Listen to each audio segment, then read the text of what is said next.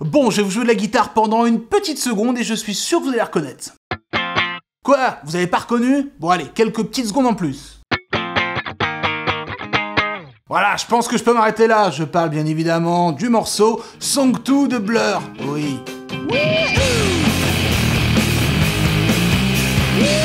Voilà, pour ceux qui auraient reconnu en une seconde au début, eh bien mettez dans les commentaires chelou seconde, et pour les autres, bien mettez-moi un mot doux, tiens. Faut absolument qu'on parle de ce morceau qui est un hit planétaire quand même si on ne connaît ni le groupe ni le titre, on l'a tous entendu. Et tu le mets même à un enfant de 4 ans, et bien s'il ne connaît pas, il va reconnaître quand même. C'est un peu dans les gènes humanoïdes, c'est chelou comme histoire. Mais attends, si je vous dis qu'à la base ce morceau c'était juste qu'une grosse blague et qui n'était pas du tout prévu que ça pète autant. En fait c'était même le contraire, la musique n'aurait jamais dû exister puisqu'elle a été conçue pour se moquer d'un gros mouvement à l'époque. Puis après c'était censé être une mise à la corbeille, vide à la corbeille, sauf qu'il y a eu un bug dans la matrice. Bon, en gros l'entièreté du morceau est composée uniquement de 5 notes, celle-ci.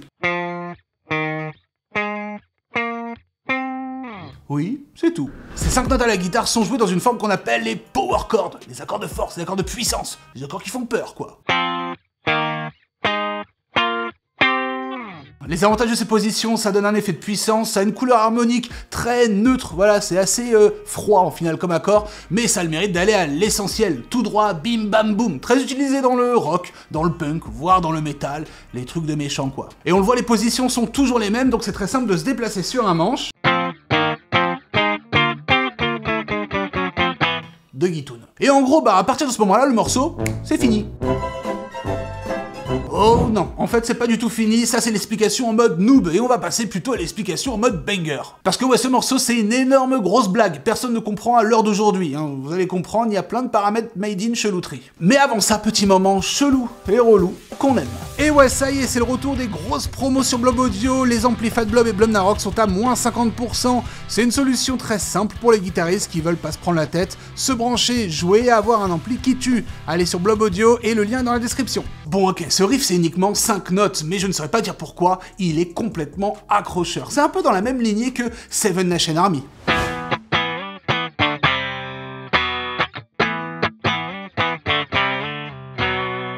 C'est ce que j'appelle des riffs type hymne de stade de foot. Hein, voilà, ça se chante, c'est facile à retenir, ça marche très bien. Et j'ai beau étudier le délire, je ne sais pas pourquoi c'est autant accrocheur. Quoique, il y a peut-être une explication. C'est là où il va falloir accrocher vos bretelles. Le but unique de Graham Coxon, le guitariste de Blur, était de composer un riff complètement crade, dégueulasse, nul, horrible et très simple. Voilà. C'est pas moi qui le dis, hein, c'est lui. And I really wanted a clangy crap guitar sound, you know, like, and I just wanted to make something as simple and horrible sound. I just wanted to make as much noise. Il en avait tout simplement marre des trucs complexes à jouer et il voulait même aussi un riff qui était basé sur une corde, voilà, juste à se déplacer, et il a bien réussi avec celui-là. On reparlera aussi du son global de la guitare et du morceau parce que la volonté du groupe était aussi d'avoir un son dégueulasse. Voilà, un son horrible, un peu un son de garage. Et je suis désolé, quand on écoute le morceau original, on sent que ça sonne brut de décoffrage. Enfin, c'est même pire que brut, là. Écoutez bien, tendez vos esgourdes. Et là, on s'approche en toute douceur du sujet principal de pourquoi Song 2, à la base, est une grosse blague entre potes, un truc qui ne devait pas du tout avoir lieu. En tout cas, avoir cette ampleur-là. En fait, le principe était simple pour le groupe. En 97, Blur connaît déjà un gros succès, et il y a une grosse rivalité entre eux et Oasis. Et d'ailleurs, j'ai récemment sorti une vidéo sur Oasis, je vous le mets en lien cliquable juste en dessous de cette vidéo. D'un côté, Oasis avait une image des rebelles durs du rock'n'roll, avec le mouvement Working Class. La Working Class, c'est le mouvement de la classe ouvrière du nord de l'Angleterre. Et Oasis incarnait un petit peu ça, hein, les rebelles durs qu'on n'ont rien à péter de rien, et boum, qui font du rock, et ça pète tout. Et en parallèle, Blur, eux, c'était un peu les jeunes intellos du sud de l'Angleterre, et ils sont complètement lassés de cette étiquette. Donc les gars en avaient marre. Ils se sont dit, là, on a un peu de succès, on a envie de montrer que nous aussi, on est des durs. On est des costauds, quoi. Et, écoutez bien, c'est à partir de là que tout prend forme, ils décident de se réunir dans un seul but, composer, eh bien, une sorte de grosse parodie, de gros clichés, de grosses blagues du grunge américain. C'est pas forcément de la moquerie, presque, on est à la limite entre l'hommage et la moquerie, mais aussi, leur but était de, boum, piquer un petit peu les gars d'Oasis, en mode, voilà, nous, on sait aussi faire du sale. On est aussi des méchants garçons, quoi. Voilà. Donc la base c'est ça, et on va en reparler durant la vidéo, vous allez vite comprendre certains points, mais c'était de la blague, de la parodie, du cliché, un tout petit poil de moquerie pour créer le morceau le plus salace au monde que Blur n'aurait jamais sorti auparavant au final. Pousser la saleté du jeu, du son maximum, le côté crado et aussi l'ambiance garage de tout ce qu'incarnait un petit peu le grunge. Même le était inspiré bien du grunge qui était vachement rappelé dans les back vocals à l'époque et ils l'ont pris eux en mode gimmick de refrain. Parfait, belle performance. Et donc on va le voir, mais ce qui était une simple blague un petit peu pour se moquer du côté grunge américain est devenu ultra populaire par la suite justement aux États-Unis.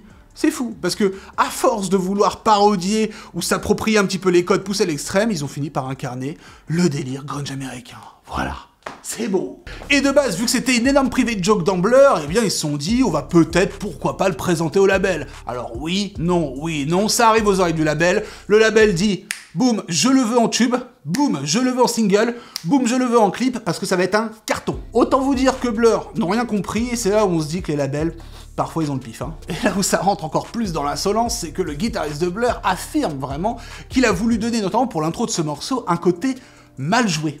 Limite un côté, je ne sais pas jouer de la guitare, je joue à l'arrache, surtout par rapport au côté rythmique. Et on l'entend, effectivement, il y a un gros délire. Encore une fois, c'est pas moi qui le dis, hein, c'est lui. No, like, kind of not played particularly well. Et c'est vrai que quand on joue cette rythmique de départ, il y a un côté, je vais pas dire débutant néophyte, c'est pas du tout ça, parce qu'il faut savoir quand même jouer pour jouer ce délire-là, mais il y a un côté très primaire, primal, enfin bref, il y a ce côté très basique. Si on décompose, papa, enfin c'est des coups droits, des coups très en mode bloc, et qui donnent cet effet, bien oui, non pas mal joué comme il le dit, mais cet effet très basique. Sauf qu'avec les intentions, la rythmique, la dynamique, les petits qui met entre eux chaque coup, eh bien ça en donne quelque chose de très peps au final. Donc il a peut-être raté son coup, mais en fait non. En fait c'est bien, alors que ça devait être pas bien. T'as compris ? Le délire est là. Et je suis désolé, mais il faut qu'on parle du petit twist de la lourdeur aberrante qui se passe dans le morceau quand même. Les guitares sont accordées en drop. En gros, le drop, c'est tout simplement de baisser bien la grosse corde pour avoir quelque chose de plus bas, donc de plus lourd, mais aussi avoir un accès plus simple dans les power chords. Juste à faire des petits barrés, et puis bim bam boum, on y va. De plus, si on ajoute une distorsion des ténèbres qui écrase tout, comme dans le morceau Sanctu,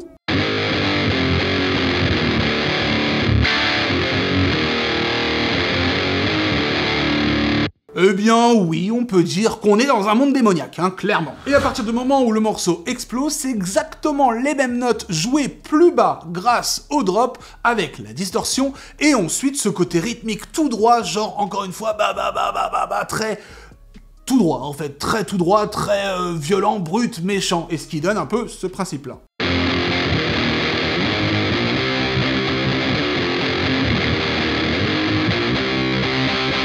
Voilà, donc c'est ce que j'appelle le twist de la lourdeur. On commence avec petite rythmique à l'arrache des accords, on reprend les mêmes accords, on active la disto, on va tout droit, drop, bam bam bam, boum, grosse patate dans ta tronche quoi. Voilà, tout simplement. Donc quand je vous disais qu'avec 5 notes c'est finito le morceau, eh bien c'est le cas, hein. On le voit qu'il utilise toujours les mêmes notes, jouées à 2 endroits différents avec des intentions différentes, et en plus de ça, si on va vraiment dans l'insolence pure et dure, la structure c'est du grand n'importe quoi.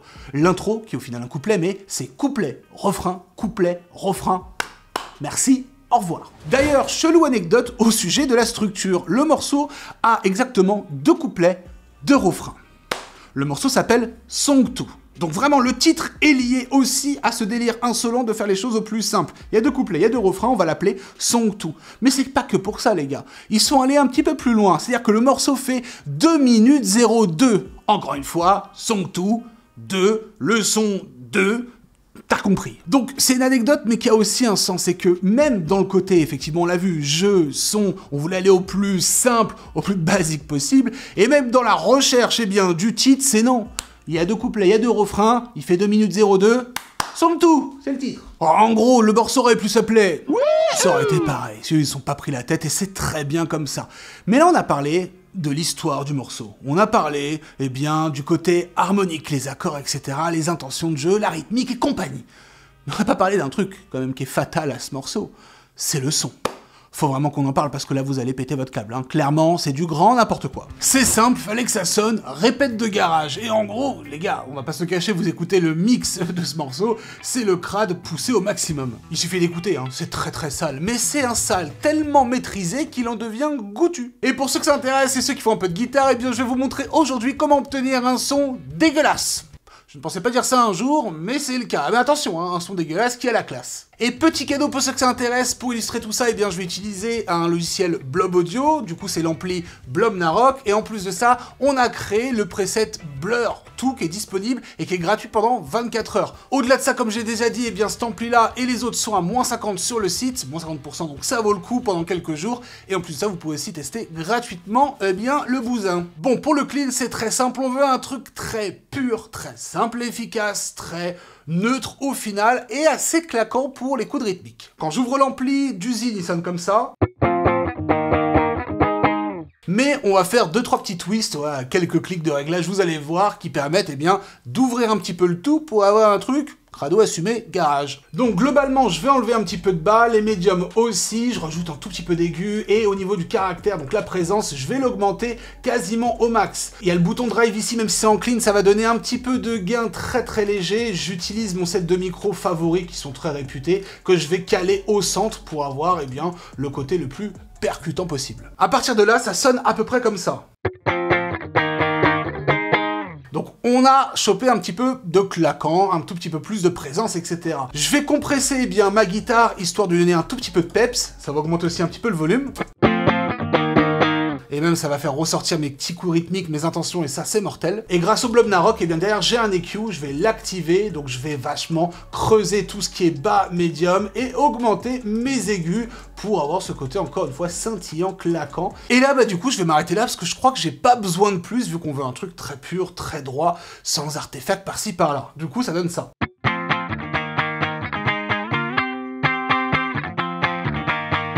Je trouve que c'est pas mal si on se réécoute l'original.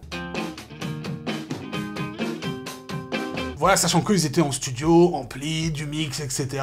Là, on a la maison posée avec une petite souris, son petit PC, sa guitoune. Ça fait grave le taf, je trouve. Bon, là où c'est un tout petit peu plus technique, c'est le côté distorsion. Pourquoi? Parce que, bah, perso, quand je travaille un son, j'ai l'habitude de vouloir avoir un truc un peu propre, assez perçant, etc. Là, c'est un peu l'opposé, on a un truc très rond, très gros, très chaud, qui est un peu à l'inverse, et bien des sons qui vont sortir dans un mix, mais on va essayer de se débrouiller, car il y a pas mal de choses dans le Blob Narok utiles. Donc, je reste sur le même ampli, je vais booster mon drive au maximum, là, pour le coup, je vais remonter les basses, un tout petit peu les médiums, et je vais un peu baisser la présence pour avoir moins ce côté tranchant. Derrière, je vous passe un peu les détails, mais j'ai changé de micro juste pour choper celui-là, qui sonne un tout petit peu plus brut de décoffrage, on peut dire ça comme ça. Je reste en clean, parce que je vais surtout me concentrer sur ma section d'effets ici. Donc la compression, eh bien, je la garde, mais je la booste un petit peu, parce qu'on le sent, c'est très écrasé au final comme mix, hein, c'est particulier. Et là, eh bien, du coup, je vais forcément activer ma pédale de drive et je vais la mettre au maximum. On va dire que c'est presque pas catholique ce que je suis en train de faire, mais je le fais quand même pour l'hommage de Blur. Donc là, pour l'instant, je sonne comme ça. Voilà, bon, c'est pas encore le résultat que j'attends. Je les soupçonne d'utiliser une fuzz, et j'ai remarqué en écoutant, en faisant le pack de presets, que Blur utilise pas mal de fois la fuzz, donc dans d'autres sons, vous avez des fuzz. Donc je vais venir, alors encore une fois, c'est pas conventionnel, mais écraser le tout avec ma fuzz qui est juste ici, parce que le Blob Narok en possède une, donc c'est mortel. Donc là, ça sonne comme ça.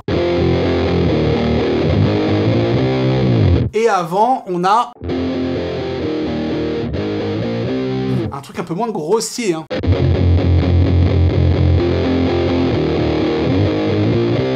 Voilà, ça écrase encore plus, c'est assez insolent, et à ce moment on peut dire ouais mais ça sonne vraiment crade, oui c'est le but, mais vous allez voir après dans le mix comment ça ressort parfaitement. Les EQ, et bien là par contre je vais aller nettoyer un petit peu mes aigus à l'inverse du clean, je vais creuser un petit peu, enfin là je fais ça en gros, hein. Je fais un petit truc, une petite combine pour voir comment ça sonne, et là... ça nettoie un tout petit peu effectivement, on sent que c'est un peu plus clair.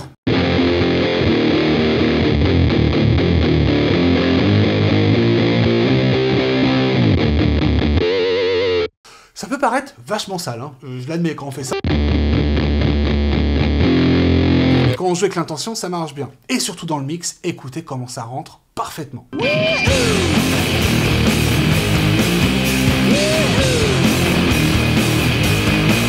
Donc quand on le joue seul. Et effectivement, ça peut paraître perturbant, mais une fois que c'est inséré là-dedans, eh bien, je trouve que c'est assez bien l'ADN qu'on recherche. Et par-dessus tout ça, si on ajoute le côté reprise, notamment publicitaire, parce que Song 2, j'ai la liste juste là, écoutez bien, Song 2 a été vu dans la pub BMW.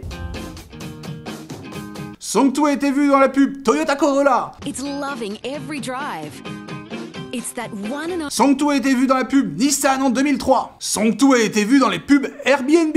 Et pour finir, celui qui m'a traumatisé, j'ai découvert ça comme ça, c'est peut-être pour vous aussi, dites-le moi, mais Song 2 est utilisé dans FIFA 98, qui était un hit, et c'était en musique principale. Et waouh, on a tous pris cher à ce moment-là, c'était uniquement quelques années après la sortie en plus. Voilà pourquoi je voulais vous parler du packaging global de cette musique, qui est pour moi quelque chose de formidable, hein, tout simplement. Faire du sale au maximum, vouloir être brut, faire une blague, et exploser tout comme ça, j'ai plus de mots, à part vous dire que la chelouterie n'est absolument jamais finie. Et puis vous dire aussi un petit mot bien par rapport à tout ce qui se passe en ce moment. Donc il y a Blob Audio, hein, tous les sons utilisés, je vous ai montré la petite démo, etc.